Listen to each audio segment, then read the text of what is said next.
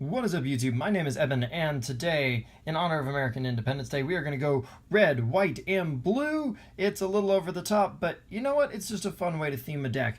And for our red part of our deck, we're going to go with Delphox. Now, you can either run 3 copies of the Fates Collide Delphox, or you can run in 1 X and Y Delphox, as I've done. Our primary Delphox, though, that we're interested in here is the Fates Collide Delphox, whose main attraction is its Storm attack, which is 3 colorless energy, which is pretty handy. It means we like to use double colorless energy to power it up nice and quickly, and it does 20 damage times the amount of energy attached to all Pokemon in play. Not just fire energy, not just your Pokemon, not just basic energy, all energy everywhere, forever, on the field, everywhere. I've said everywhere enough, right? So this thing can be a huge mid to late game hitter, especially if we ramp our energy just a little bit. And that's kind of the idea. Now, I like 1 copy of this other Delphox. Since we're aiming for a little later in the game anyway, we don't necessarily need a bunch of copies of the Storm Delphox. It's kind of a finisher. And we do have some other finishers. I like this Delphox because early in the game it can be an attractive target because of its Mystical Fire ability, which is essentially like Shaman and Octillery fused together. Now, because it's a stage 2, obviously a lot of people don't necessarily go for it. But since we have the line in here anyway, yeah, it's kind of the way to go. And its Blaze Ball attack, since we are running some fire energy, might be able to do some handy damage. So anyway, we're running 3 Delphox. And like I say, you can just run 3 Fates Collide Delphox if you prefer. We're supporting that with 3 copies of Brixen. And you can really run pretty much all the Brixen are more or less equivalent. I just like this one because it can potentially remove energies with its first attack. So that's why I opted for the Fates Collide one, but it really doesn't matter too much. Same goes for the Fennekin. I kind of like this one because, once again, it has a way to potentially defend itself with its Tail Whip attack, and 60 HP is definitely preferable to 50, so that's why we've gone that way with it. And I did opt for 1 copy of Delphox Break. We don't really need Delphox Break. It's just kind of for fun. It's an add-on, but, you know, if we're going to be American, we're going to go over the top, because that's kind of what we're known for, so yeah, we're going to go over the top.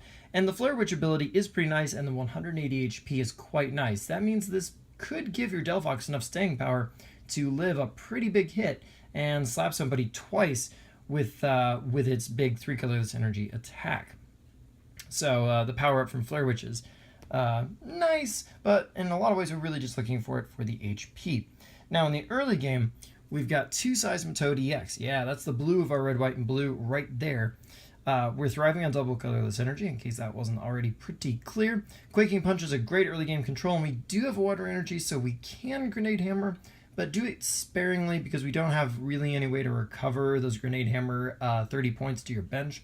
So for the most part, this guy's just here to be good early game control with Quaking Punch. We are also opting for a Manaphy, and this can be very good. This Manaphy EX will allow a number of our Pokemon to get out of trouble for free with those nice free retreats with the water energies, and we do have some energy switches to give us a little bit more flexibility there, and that's great for Seismitoad EX, whose 3 energy retreat would otherwise be kind of a handicap, let's be honest. And we are also running 1 copy of Glaceon EX. Yeah, we got a bit of a water toolbox thing going on here. Obviously, Crystal Ray is one of the more attractive features, and this can be very good at nerfing certain opponents in certain matchups, like Vespiquen, for example. But Second Bite can also be a nice way to finish things off if you need to. We're also opting for 1 copy of Regice because EX heavy decks do not like dealing with this guy and his Resistance Blizzard, which is obviously just 1 water and 1 double colorless energy away from being powered up. Now, we do have 1 very unusual addition. Yeah, Charizard EX. Once again, we're going to go American. We're going to go ridiculously over the top. But this guy's actually pretty practical because we do run 1 copy of Blacksmith for the purpose of Versus Seekering it out. Now, normally that would be so that we have another fire type so that we can just rack up energies for Delphox. You know, we need a Blacksmith target, and Charizard can be that.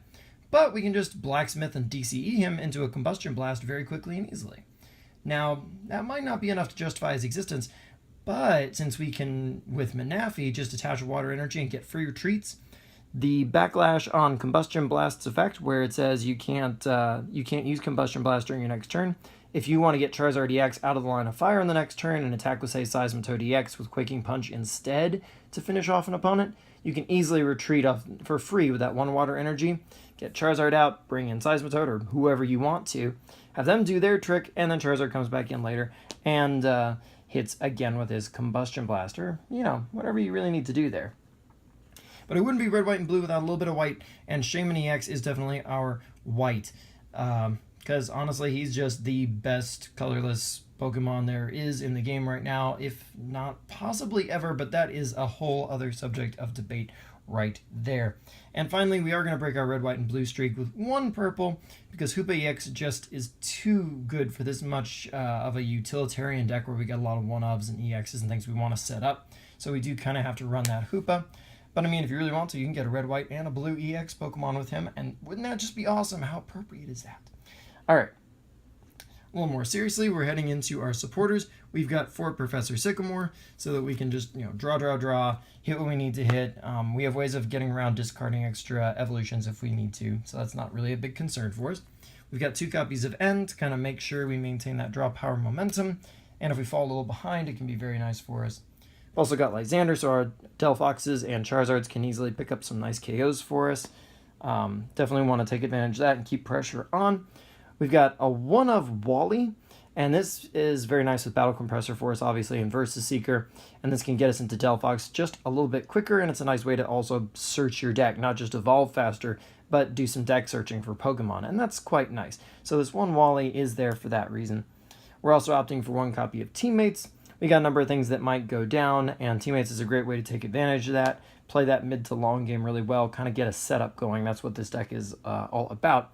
And finally, we do have that 1 copy of Blacksmith, because we have the Delphox family and Charizard EX all as potential recipients of Blacksmith, so we can stock energy back up onto our field and not lose them, which is especially important since our fire types do have a little bit of an attack cost on them. So, moving into our items, we've got 4 copies of Versus Seeker, pretty self-explanatory there. We've also got 4 copies of Ultra Ball. This is, of course, a great way to fetch Hoopa and then into Shaman and Parts Beyond. But obviously also, Delphox family, stage 2s with a break. We're running 2 Battle Compressors. This is mainly to dunk the appropriate supporters for the situation in the early game, but you can also dunk some fire energies this way, but do be careful about doing that, because if you're not planning to Blacksmith, that can actually obviously kind of work against you. So play these with a little bit of intelligence to your situation. Just a couple of turns ahead forethought will definitely turn that from being a potential disaster into instead making the right play in the time. So anyway, we're running 2 energy switches. This is mainly to play around with Manafi, but this can also power up high energy costs in a pinch. And because we are running those 4 Sycamores, we're also running 2 copies of Super Rod to each get back 3 potential energies or Pokemon, of course. And, I mean, after all, once again, if we're going to talk about American stereotypes, let's go fishing. Come on, American stereotypes. Any Griffith? Anybody? No? No? You're all so young. Well, at any rate, this is to get back those Delphox family members that we might have to Sycamore early and get back those energies, much the same reason. And lastly, we've got 2 Trainer's Mail just to kind of increase our consistency. There's not really a stadium that makes too much sense for this deck in Standard, and I thought the Trainer's Mails were just a little bit, made a little bit more sense. And our energy is going to be, we do have a fairly heavy energy count, but it's partially because we're running Delphox, and we really need these energies. We've got 5 red, that would be fire. We've got 4 white, 4 DCEs that is. And we've got 4 water energies for the blue, red, white, and blue. Well, doesn't get much more gosh darn patriotic than that. And that's about all the patriotism I've got in me for one day. It's a pretty cool deck. Anytime you get to run this many things that don't necessarily have an intuitive connection together, it's always going to be a fun time. But they actually do all mesh very well together. And it's just fun to play around with cards that your opponents don't necessarily all expect together. But anyway, I think I've gone on long enough. Until next time, like, comment, subscribe. Check me out on Twitter. The link is below, as always. And I will see you next time.